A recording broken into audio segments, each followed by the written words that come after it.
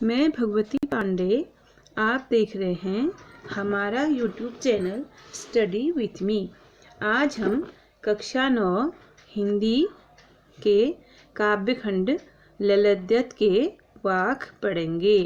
वाक की कवित्री ललद्यत कश्मीरी भाषा की प्रमुख कवित्री हैं।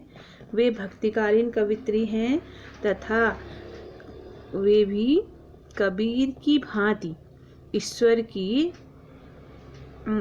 एक रूपता पर विश्वास करती हैं। वे मानती हैं कि सारे मनुष्य जब इस संसार में अपना जीवन यापन कर लेते हैं तत्पश्चात वे अपने घर अर्थात ईश्वर के यहाँ चले जाते हैं। देखिए, रस्सी कच्चे धागे की खींच रही मैं नाव, जाने कब सुन मेरी पुकार, करे देव भव सागर पार। पानी टपके कच्चे सकोरे, व्यर्थ प्रयास हो रहे मेरे, जी में उठती रह हूँ, घर जाने की चाह है घेरे। घर जाने की चाह है घेरे कह रही है कवित्री। अर्थात कवित्री का कहना है कि जीवन क्षण भंगुर है अर्थात नष्ट होने वाला है और मेरे हृदय में ईश्वर के यहाँ अर्थात ईश्वर के घर जाने की अभिलाषा जागृत है। रस्सी कच्चे धागे की, इस जीवन को कवित्री ने कच्चे धागे की रस्सी के समान माना है। कह रही हैं कि इस कच्चे धागे की रस्सी से मैं अपनी जीवन रूपी नाव को खींच रही हूँ। जाने कब सुन मेरी पुकार, जाने कब मेरी पुकार, पुकार का तात्पर्य है प्रार्थना, मेरी प्रार्थना सुन कर के देव अर्थात ईश्वर मुझे भवसागर, भवसागर का अर्थ है यहाँ पर संसार रूपी सागर, इस संसार रूपी सागर से पार करेंगे। पानी टपके कच्चे सकोरे, कच्चे सकोरे यानी कि मिट्टी के कच्चे बर्तन जिसको पकाया नहीं गया है, ऐसे अगर कटोरे को ऐसे बर्तन को में लगातार पानी गिरेगा तो वह एक दिन नष्ट हो जाएगा। उसी तरह से यह जीवन भी क्षण भंगुर है, यह प्रतिदिन बीत रहा है, व्यर्थ प्रयास हो रहे मेरे, और ईश्वर प्राप्ति के लिए, परमात्मा की प्राप्ति के लिए मैं जो भी प्रयास कर रही हूँ वो सब व्यर्थ हो रहे हैं क्योंकि मुझे अभी तक उस परमात्मा की प्राप्ति नहीं हुई है। जी में उठती रह हूँ, जी का तात्पर्य है यहाँ पर हृदय, हूँ का तात्पर्य है पीड़ा, घर, घर से तात्पर्य है यहाँ ईश्वर का घर, चाह मतलब अभिलाषा, कि जी में उठती रह हूँ, मेरे हृदय में, मेरे मन में बार बार यह पीड़ा उठती है कि घर जाने की चाह है घेरे, मुझे ईश्वर के पास जाने की इच्छा घेर रही है। अर्थात कवित्री का कहना है कि पूरे प्रयास के बाद भी मुझे ईश्वर का साक्षात्कार नहीं हो रहा है और अपने हृदय में वे प्रभु से मिलने के लिए तड़प रही हैं। अगला देखिए, खा खाकर कुछ पाएगा नहीं, न खाकर बनेगा अहंकारी, सम खा तभी होगा संभावी, खुलेगी सांकल बंद द्वार की। खा खाकर, खाने से तात्पर्य है कि कवित्री ने दो प्रकार के लोगों को माना है। एक जो इस संसार के सारी सुख सुविधाओं का भोग करते हैं और दूसरे प्रकार के वे व्यक्ति जो इस संसार के सारे भोगों को त्याग करके सन्यासी बन जाते हैं।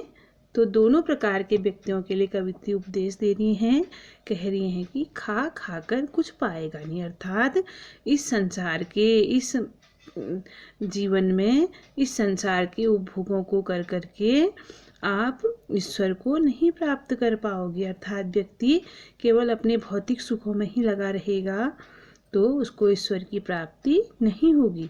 न खाकर बनेगा अहंकारी, और इस संसार की वस्तुओं का उपभोग करना जैसे कि अच्छा खाना सब कुछ जो है, और साथ ही साथ अपने लिए सुख सुविधाएं जुटाना आदि खाना छोड़ करके, आदि चीज़ों को छोड़ करके अगर व्यक्ति सन्यासी बन जाए तो उसमें अहंकार, घमंड आ जाता है कि मैंने सब कुछ त्याग कर दिया है। समखा तभी होगा संभावित। समखा का तात्पर्य है कि इस संसार के सुखों का उपभोग करते हुए ईश्वर की आराधना करने पर ही बंद द्वार की सांकल, अर्थात ईश्वर के यहाँ का जो दरवाज़ा बंद हो गया है उसकी सांकल, उसकी कुंडी खुलेगी। कवित्री का कहना है कि पूरे संसार के सुखों का उपभोग करेगा व्यक्ति और ईश्वर को बिल्कुल भी याद नहीं करेगा तो उसे ईश्वर की प्राप्ति नहीं होगी। और जो व्यक्ति संसार के सारे सुखों को छोड़ करके सन्यासी बन जाएगा तो उसके मन में अहंकार की भावना आ जाएगी, अतः उसे भी ईश्वर की प्राप्ति नहीं हो जाएगी। वे सम मार्ग अर्थात मध्यम मार्ग पर चलने के लिए आग्रह कर रही हैं, कह रही हैं कि इस संसार के सुखों का उपभोग करते हुए ईश्वर का स्मरण करेगा तभी व्यक्ति को ईश्वर के द्वार का की सांकल खुलेगी। अगला देखिए, आई सीधी राह से गई न सीधी राह, सुषम सेतु पर खड़ी थी बीत गया दिन आह, जेब टटोली कौड़ी न पाई माझी को दूं क्या उतराई। यानी कि कवित्री का मानना है कि लोग जो हैं, कई व्यक्ति ईश्वर की उपासना के लिए कठिन योग साधना करते हैं लेकिन फिर भी उनको ईश्वर की प्राप्ति नहीं होती। कह रही हैं कि आई सीधी राह से, मैं इस संसार में प्रभु के यहाँ से सीधी राह से आई, अर्थात किसी भी हठ योग आदि के द्वारा मैं यहाँ नहीं आई। गई न सीधी राह, लेकिन मैंने ईश्वर को प्राप्त करने के लिए हठ योग आदि मार्ग को अपनाया। सुषम सेतु पर खड़ी थी बीत गया दिन आह, दिन से तात्पर्य है जीवन, कि मैं जीवन भर हठ योग के द्वारा, सेतु का तात्पर्य होता है पुल, हठ योग के द्वारा, साधना के द्वारा ईश्वर को प्राप्त करने का प्रयास करती रही, लेकिन मेरा दिन अर्थात जीवन बीत गया।